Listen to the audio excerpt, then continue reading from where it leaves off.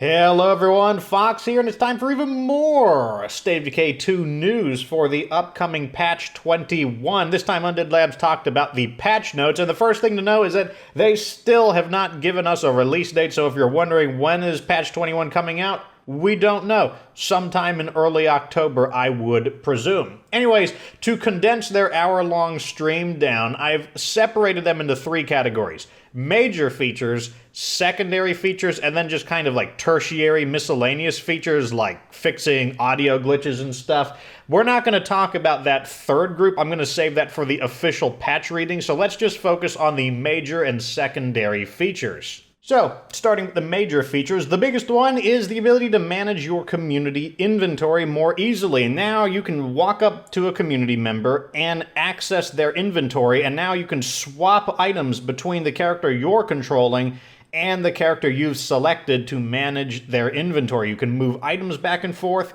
and you can have the character you're interacting with, you can have them use their consumables, so you can have them take a healing item and use it now. You could have them use like a scent block if you wanted them to apply it. So no longer do you need to transfer items by dropping it on the floor and then changing to the character you want and picking it up off the floor, or putting it in the storage locker, switching characters and then accessing the storage locker. You don't have to do that anymore. There are some limitations though. For example, you must physically meet up with the character in person. You're not able to do it from any menu screens like that. You're also only able to do this with your community members, so you're not able to interact with any of the other AI, so no neutral, friendly, or allied enclaves, and certainly not hostile enclaves. And this ability is basically replacing the feature where you could give or take rucksacks, and that will be included in this as well. You will be able to still trade your rucksacks back and forth. Next, we have some rebalancing for the difficulty of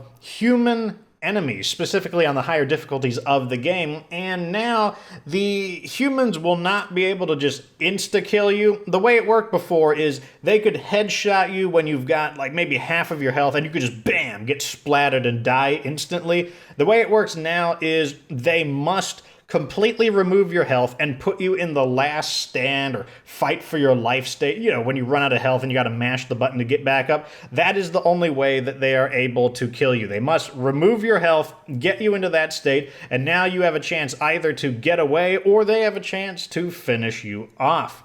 Now, on the other hand, they've changed how you do damage to them, and the headshot damage for hitting enemy humans has been normalized, and this will have no effect on really high-powered weapons, but for weaker weapons like the 22 caliber weapons, the minimum amount of damage has been increased so that it will take a fewer amount of headshots to kill an enemy human with a little dinky pistol. Now, another thing they've done is change the way accuracy on hostile humans are. They're still quite accurate, but now they've got some rules. Rule number one. In the beginning, when they first start shooting at you, they need to lock onto you. So that means the first few shots they take are not going to hit you. But as they shoot, they're going to kind of draw a bead on you and become more accurate. And after they've shot enough times, then they will become quite accurate and you'll be in a good bit of danger. In addition to this, the lock-on time is shorter on higher difficulty, so it doesn't take as long for them to draw a bead on you. Another change they've done to accuracy is the farther you are away from a hostile human, the less accurate they're going to be, and it is weapon dependent, so weapons like shotguns are going to be drastically less accurate in the hands of an enemy human at long range, and they determined long range to be about 60 meters from what I understand, so that's going to be a new way to fight against hostile humans on maximum difficulty settings. Just set a marker, a waypoint on the hostile community so you can see how far you are away. So I'd stay at about 60 meters or further and try to snipe them out with a nice long-range weapon. Next up, influence for killing zombies will now decrease as the community bar difficulty slider increases, meaning killing zombies in the green zone will give you the most influence, and killing zombies in the nightmare zone gives you the least amount of influence, which is definitely going to make nightmare zone a bit harder. Another feature they smoothed out is the amount of plague hearts on the map. It will now increase a lot more smoothly from green zone to nightmare zone, and I believe it is tied to the map difficulty bar, so the higher the bar, the more plague hearts you can expect from difficulty to difficulty. They also increased the permanent morale penalties for the higher difficulties. Now, Dread Zone will remain at -10 morale per community member, but Nightmare Zone has been bumped up to -15 morale per community member. Before, they were both -10. So Nightmare Zone, once again, a little bit harder. Another change is blood juggernauts will continue to spawn even after you destroy all of the plague hearts in Nightmare Zone. Apparently they already did this in Dread Zone, so they have extended this behavior over to Nightmare Zone. Now, I could have swore that blood plague juggernauts continued to spawn even in Nightmare Zone, but maybe I'm crazy. Maybe they didn't, but either way, now you should continue to see blood plague juggernauts in the Nightmare Zone even after you kill all the plague hearts. Another change to plague hearts is that the loot that they contain is now the same across all difficulties. Originally, the Nightmare Zone plague hearts had the best loot, but now it is the same, so you're going to get something pretty good regardless of the difficulty plague hearts you're taking out.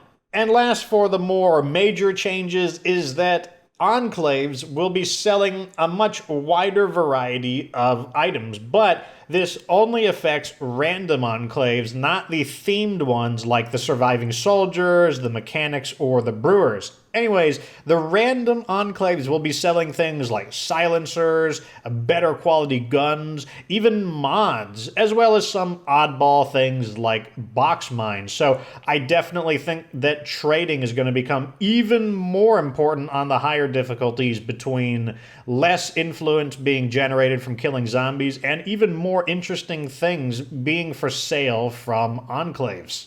Okay, so that wraps up what I consider the primary features of the patch notes. Let's move on to quickly knock out the secondary features and any special notes I've made. And remember, tertiary features, little tiny little changes, I'm saving for the full patch notes reading. Anyways, let's get started. Make note that no new achievements will be added into the game for the difficulty slider system. Next up, the first shot knockdown probability for the 44 caliber rounds has been doubled to 60%, up from 30%.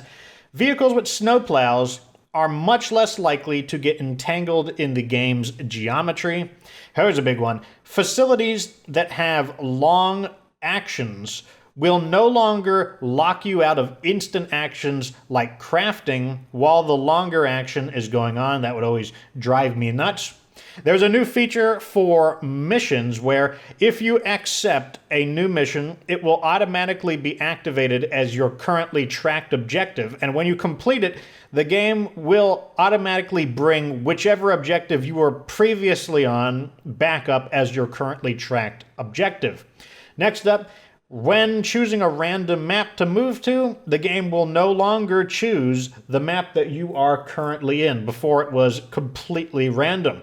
Next, Enclave friendship missions, the ones that let you go from neutral to friendly, from friendly to allied, they have been redesigned so that they are not blocked by other missions. Sometimes you'd get a specific kind of quest chain that would block these friendship missions from being generated, and you'd be stuck without getting friendship missions until you finish this annoying chain mission. That shouldn't happen anymore. Next up, containers are now revealed on your heads-up display in the event you claim a building as an outpost. Before, if you claimed an outpost but you wanted to loot it, you'd be like, oh crap, where are all of the containers at? Now you're going to know where they are. Sprinting is much less likely to ram through a door when you don't want to. Doors kind of have this weird like magnetism where if you're sprinting near them, they just magnetize you into the door and you'd ram the door open, which would be really annoying on the Nightmare Zone where you just make a really loud noise for no reason at all. So now you're going to have to get a lot closer to the door to ram it open. So hopefully you're not ramming through doors on accident anymore.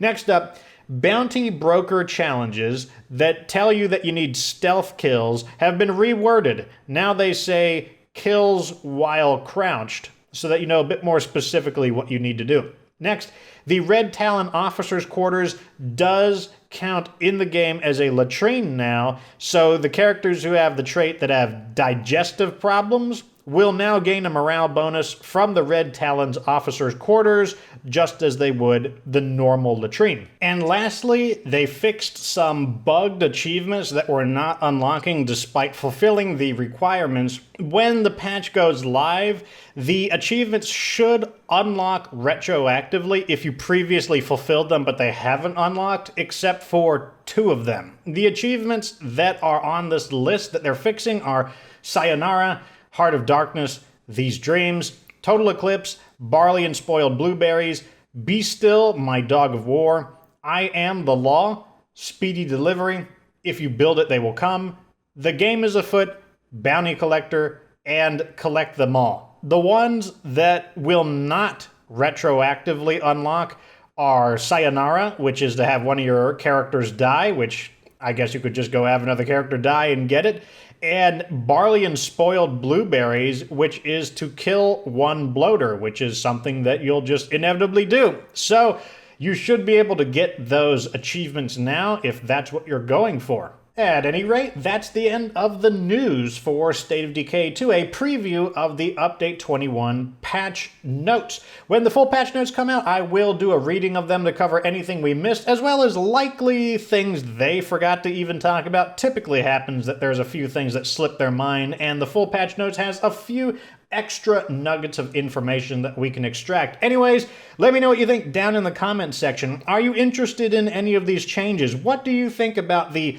increasing of the difficulty of Nightmare Zone, more morale penalty, lower influence, as well as the quality of loot across all of the difficulty zones being increased to being equal to that of Nightmare Zone? Let me know what you think down in the comment section. At any rate, hopefully you found this video informative. Like it if it was, and of course remember that you don't have to be good to get good.